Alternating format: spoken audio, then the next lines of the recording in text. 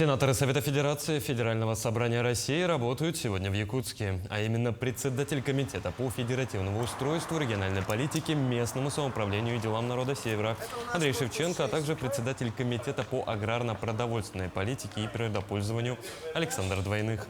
Начался визит федеральных гостей с посещения объектов в Якутске. В первую очередь отправились на осмотр места будущего строительства медицинского института СВФУ.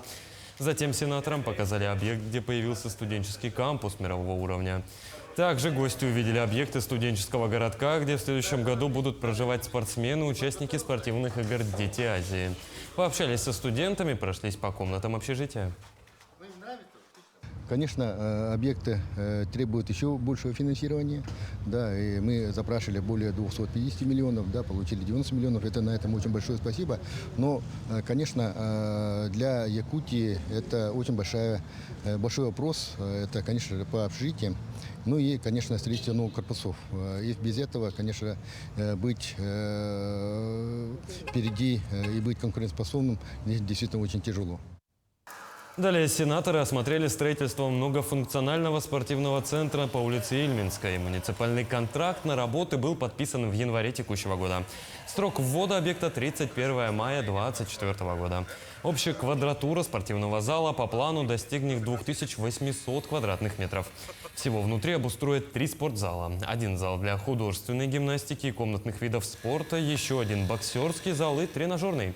Новый спортивный комплекс тоже содействует в проведении 8-х спортивных игр «Дети Азии» в Якутске. Объект сегодня готов на 30%. По итогам осмотра объектом Советом Федерации Российской Федерации, сегодня на предстоящем совещании будет стоять вопрос о сохранении предусмотренных лимитов по федеральному проекту «Спорт. Норма жизни», национального проекта «Демография», да, это который по линии Министерства спорта Российской Федерации.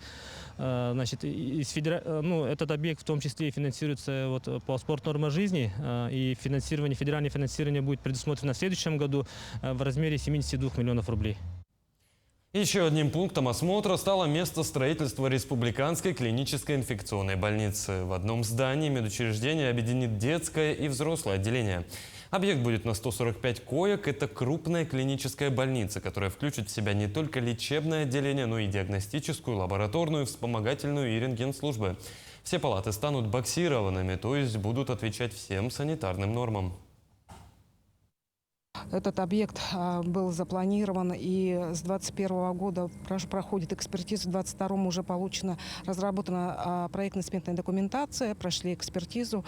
И, собственно, сегодня ставится вопрос уже о том, чтобы с будущего года начинать строительство.